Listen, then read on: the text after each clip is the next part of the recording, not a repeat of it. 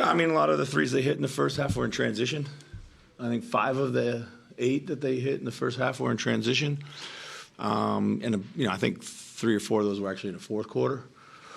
So just, getting back, obviously, and matching up a little quicker. Like, they were running to, they all ran to the 3-point line at times, and we kind of ran to the paint. So that was a better adjustment for us. So. A different look from Karl Anthony Towns tonight. Quick energy, rebounds early, assists early. Yeah. Did you like how he mixed in tonight? I mean, yeah. I mean, this looked like Cat. And it's on me the other day. He's got to get more shots. There's no doubt about it. It's on me. We came into this game with the mindset not just to get him on track, but also take advantage of what we knew was going to be a matchup because they play a lot of small lineups. And we wanted to set the tone early. And I thought in the first half we did a lot of things in and around the basket. We didn't finish very well, but we were putting a lot of pressure on the rim in all different ways, and just then we were able to get a rhythm there in the third offensively. So. The timeout with 4 minutes left, you sit Rudy, Karl goes back in, Rudy doesn't come back in. Yeah. The last 4 minutes what was the thinking behind that, and was it just you needed more well, they were, offense at that moment? yeah, they were 5 smalls. We knew that, again, we were going to have a matchup somewhere and put as much shooting out there as we could. Just a little bit more comfortable guarding everyone on the perimeter. Hey, take nothing away from Rudy. He played a great game. He really did. Played a great game in a lot of ways.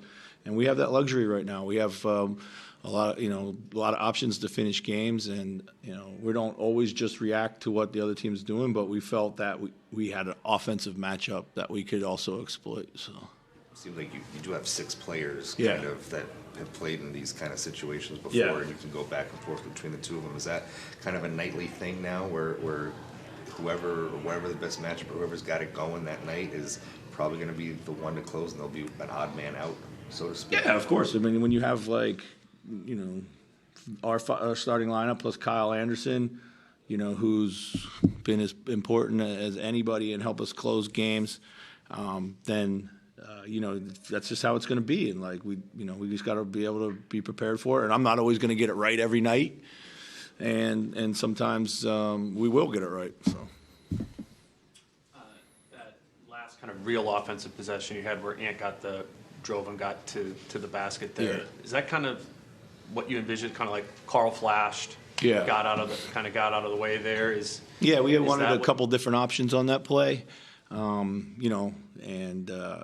Anthony did a great job of putting pressure on the play, and he got rewarded for it. Guys really executed that play well. They didn't rush through it. We had a lot of different options. Ball was in the right people's hands, or we're trying to get it where we needed it to be. But yeah, it was a great play by Ant to not settle right there. And then in terms of when we're talking about flow and talking about involving Cat specifically in the post-up game, is that a trickier spot? It seems like a naturally place it can get sticky. How do you balance the stickiness of a post-up and having flow? I mean, it was sticky anyway because they were switching so many things tonight. They're pretty physical, they're pretty grabby, and we had a hard time creating separation and pick and roll game. So we went more to an ISO game, and that could have been Cat at the top of the key, at the nail, in the post. Obviously, I thought Ant did a really good job. He made a couple tough mid-range, but he was able to get to a spot pretty comfortably. Jaden as well, and we knew it was going to be kind of a play off the bounce game after facing all that switching. With the last possession, we always talk about, sometimes you want to foul. Yeah. Sometimes you don't. Yeah. Again, you didn't foul. Yeah. Was that another No, we call? talked about fouling. We never got to the threshold of where we wanted to foul. And and then at the point I think in the last shot, I think we had him pretty hemmed in there. So I think all credit to Ant, made 2 unbelievable plays. Locked up at the end of the game, and was super intelligent about it as well. You've often said, when teams go small against you, you have to make them pay on the offensive end of the floor. Was that kind of the matchup you were looking for with Karl, just isolated? Absolutely. He was playing well. Needed to try to keep his runs short. He was burning a lot of energy out there, and still working his way back into peak fitness, but yeah, 100%. You know, we wanted to make sure that we had a matchup that we could go to. If they doubled, it would create open shots. If they didn't, which they didn't, you know, he was able to punish that. Guys are look more like himself tonight. You know, guys are kind of over this illness that was. Yeah, I think so. Yeah, it feels like it. It feels like it to me. I mean, it's still, you know, it's still. It's a tough team to guard. It really is. They spread you out. You know, it's a lot of ISO. You got to guard. They do a great job with creating advantages, and you know, guys were really putting the work in. So I think, and obviously we shortened the rotation too, so guys were playing heavy minutes. I was just going to ask about that with Nikhil. Was it a Nikhil matchup type of game? Jordan didn't play in this one. Yeah, or just you know, I wanted to try to get Nikhil some more minutes.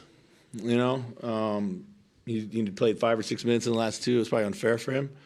I wanted to get him some more looks, some more minutes, a little bit more size. I knew it was going to be ISO game, and those guys have a lot of good size. And he did a really good job of competing on the ball. You know, it doesn't mean J-Mac's out of the rotation for good, but it just kind of went with the flow of the game. Given how compact the Western Conference stands are, and the fact that you guys have a few days off, how does it feel to get obviously end your streak, a losing streak, and then get a huge win like this? Yeah, I mean, you know, listen, like right now, every win feels like 2, every loss feels like 3. You know, it's just crazy.